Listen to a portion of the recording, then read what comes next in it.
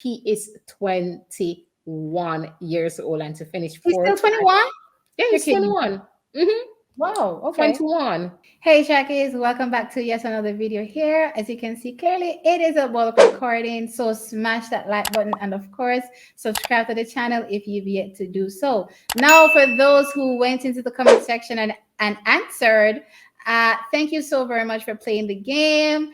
Nobody got it right, but thank you for the ones that, said, I look kind of 19-ish. I thank you so much. But I swear I said some time ago that I was in my 30s. So I'm actually surprised that, a few of you said 20s. But, I guess thanks for telling me that I look young. But, it's kind of a thing where you don't like being told you look young because, people don't really respect you when you look too young. And just please So, put it out there that you're not 37 or 42. oh, and I'm not 37 and I'm not 42 either. But since nobody got it right, I'm gonna save it for another time, right? But I'm not 37 and I'm not 42 either. So yeah. Okay.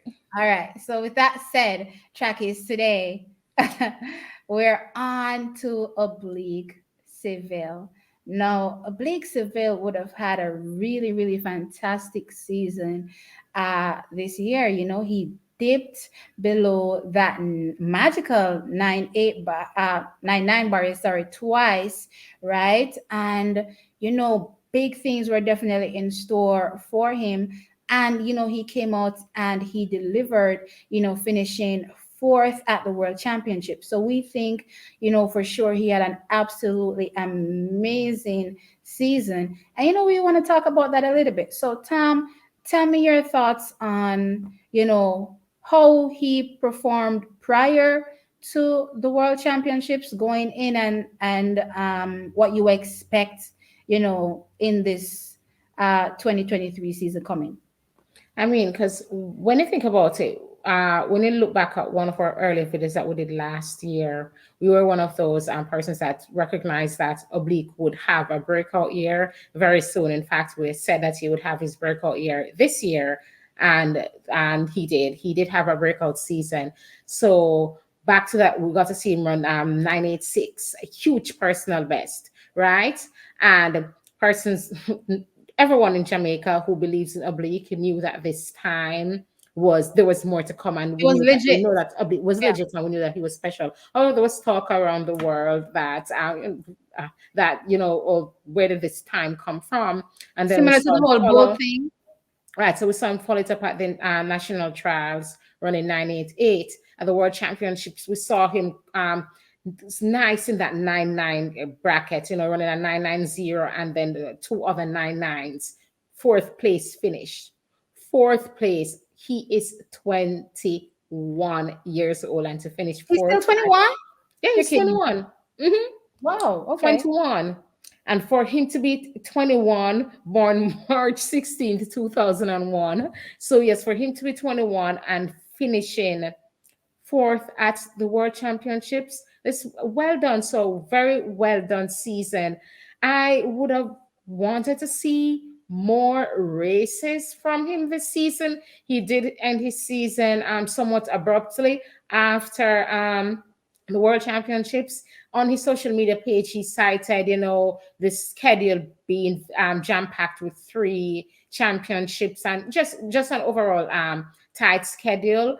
And there's one more thing other than just racing more that I would have wanted to see. I also wanted to see him race more internationally. So he did race a lot locally. What I'm expecting from him, I'm moving into what I'm expecting to see from him going forward. I want to see him, on the circuits. So now that we know that he has those times in his legs, he has been in the 9-9s and 9-8s consistently all season. I think he said he raced the 7 times sub 10, something I also saw on his social media page. So he raced 7 times sub 10 this season. So it's time for him to get on the circuit, get some miles in his legs, and also kind of size up his competition and see where they're at so that he can improve on his time and his place for the upcoming World Championships.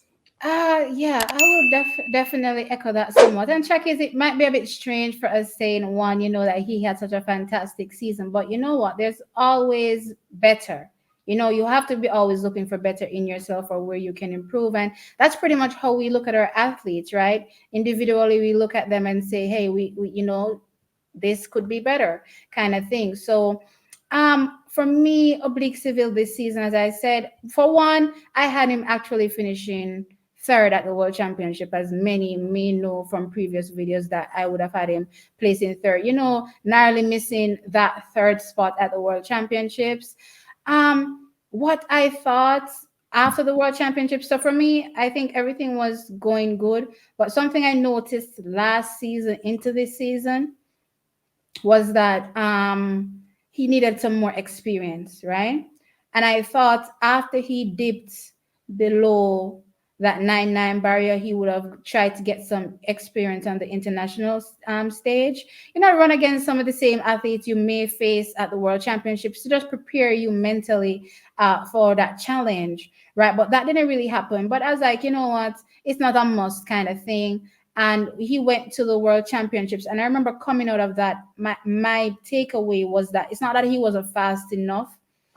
I just thought that mentally he was beaten, if you know what I mean. Like those athletes were battle ready and battle tested in terms of always facing off against each other. So yes, it's the World Championships, and yes, that pressure came as well. But the mere fact that they would have faced each other as well kind of prepared them for what would have been coming, right? So for sure, I thought that that would have been a factor in him maybe not getting that bronze medal that I thought he would have gotten, right? However, then he, as you said, abruptly ended his season again. And I'm going to point out to, I thought it would have been the perfect opportunity to now go to the circuit and get some races under your belt. We saw Akeem Blake for an example,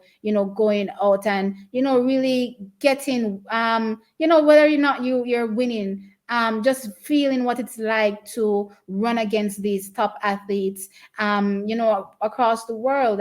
I think that experience is invaluable, right? And it definitely builds you. I don't necessarily think losing breaks you, because there's only one way from down, it's up kind of thing. So for sure, I can only see running against these athletes as a positive. So I thought that he could have taken this opportunity to run against them. It didn't happen. So that for me was a big disappointment, because I think he needs that.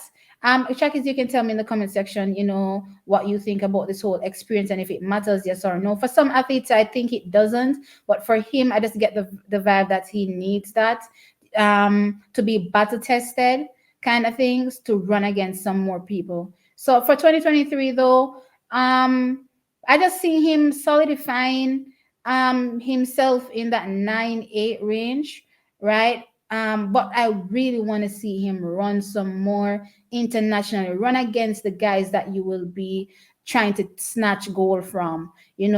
That's what I want to see come 2023.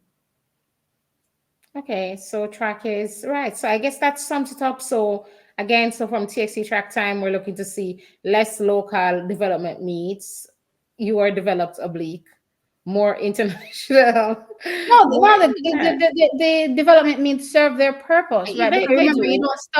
you don't start at 9-8. You gradually get there. Right. So for But him I now, want to we see him run need again. him to move to the next step on the circuit. I hope I'm certain what the coaching strategy is. The plan what I hope it includes some international competition this year. Yeah. Again, it's a world championships season 2023. He's looking to improve on his place. And so he needs the braces and the mileage. So Yeah. Trackers, tell us what you think in the comments section below. Should Oblique head on over to the circuit and get those races under his legs, belt? Let us know your thoughts. I'm Tam. And Auntie. We'll catch you in another one.